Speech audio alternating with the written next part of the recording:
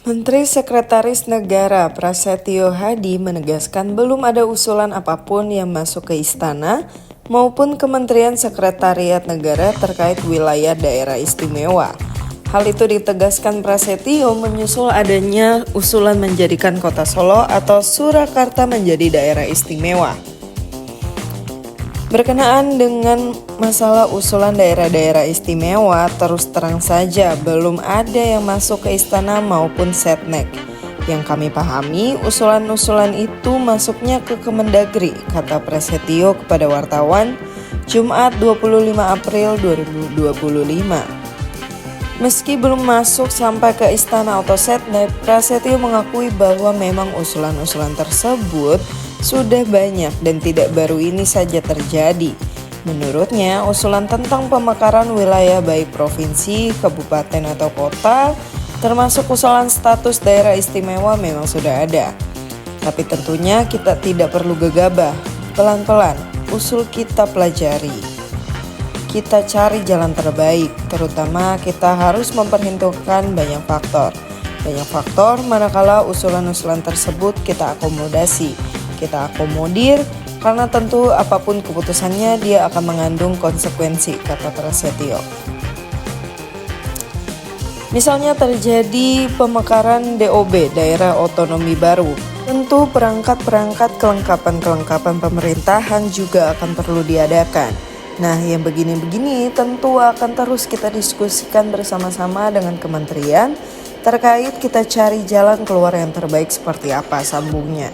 Wakil Ketua Komisi 2 DPR RI Arya Bima mengungkapkan ada usulan agar Kota Solo atau Surakarta menjadi daerah istimewa. Namun hal itu baru sebatas usulan yang ia dengar. Hal itu disampaikan Arya menanggapi pernyataan Direktur Jenderal Otonomi Daerah Kemendagri Akmal Malik yang menyebut ada masukan 6 wilayah jadi daerah istimewa.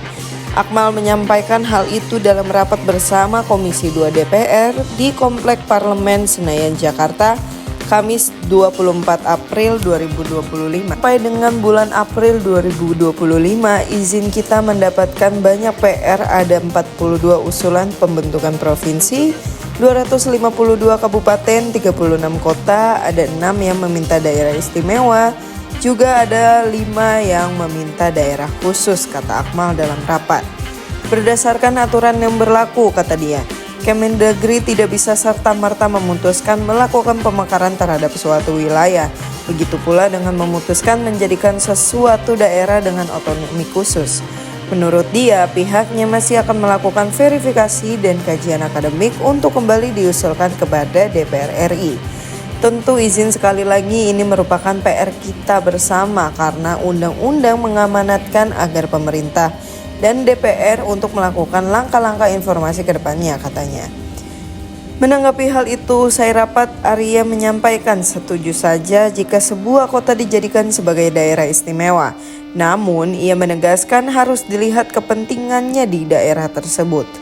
Kami setuju saja dengan yang namanya daerah keistimewaan. Tapi keistimewaan ini kan juga ada sesuatu yang memang untuk dalam kepentingan tidak daerah, kata Arya di Kompleks Parlemen Senayan, Jakarta.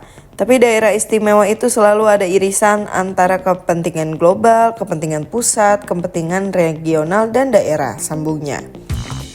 Politikus PDI Perjuangan itu menegaskan kajian mendalam sangat penting dilakukan dalam pemberian daerah istimewa.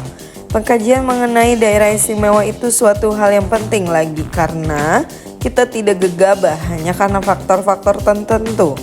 Karena pada prinsipnya negara kesatuan ini, kita ini satu kesatuan wilayah, satu kesatuan administrasi, satu kesatuan ekonomi. Yang antara daerah itu harus ada perasaan yang adil. Jangan sampai pemberian daerah keistimewaan ini membuat rasa ketidakadilan di daerah-daerah lain, katanya. Ia lantas menyampaikan jika Solo atau Surakarta dirinya dengan diusulkan menjadi daerah istimewa. Alasannya karena secara historis ada kekhususan. Seperti daerah saya yang Solo, minta pemekaran dari Jawa Tengah dan diminta dibikin daerah istimewa Surakarta. Karena secara historis mempunyai suatu kekhususan di dalam proses terhadap melakukan perlawanan terhadap zaman penjajahan dulu. dan mempunyai kekhasan sebagai daerah yang mempunyai kekhususan dan kebudayaan, ujarnya.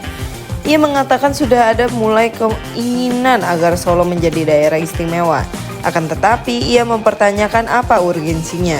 Ya, mulai ada keinginan, tapi saya melihat apakah relevansi untuk saat ini. Solo ini sudah menjadi kota dagang, sudah menjadi kota pendidikan, kota industri. Tidak ada lagi yang perlu diistimewakan. Saya tidak terlalu tertarik atau Komisi 2 tidak terlalu tertarik untuk membahas daerah istimewa ini menjadi sesuatu hal yang penting dan urgen, sambungnya. Tidak hanya di Solo, usulan Sumatera Barat menjadi daerah istimewa Minangkabau (DIM) kembali mencuat ke permukaan. Lembaga Kerapatan Adat Alam Minangkabau menilai provinsi ini memiliki kekhasan adat, sejarah, dan struktur sosial yang layak dijadikan dasar pengakuan status istimewa setara dengan daerah lain seperti Yogyakarta. Ketua LKAAM Sumbar, Fauzi Bahar, menjelaskan bahwa usulan Sumbar menjadi daerah istimewa Minangkabau memiliki pijakan hukum yang kuat, terutama mengacu pada Undang-Undang Nomor 17 Tahun 2022 tentang Provinsi Sumbar. Dalam UU tersebut tertuang prinsip adat Minangkabau, yakni Adai Basandi Syarak Basandi Kitabullah, yang menjadi jati diri masyarakat Minang.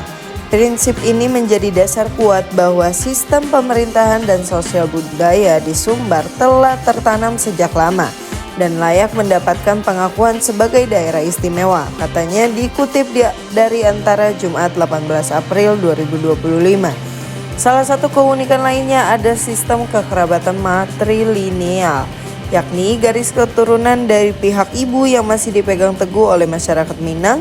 Fauzi menyebut sistem ini hanya ditemukan di 3 belahan dunia, salah satunya di Sumbar.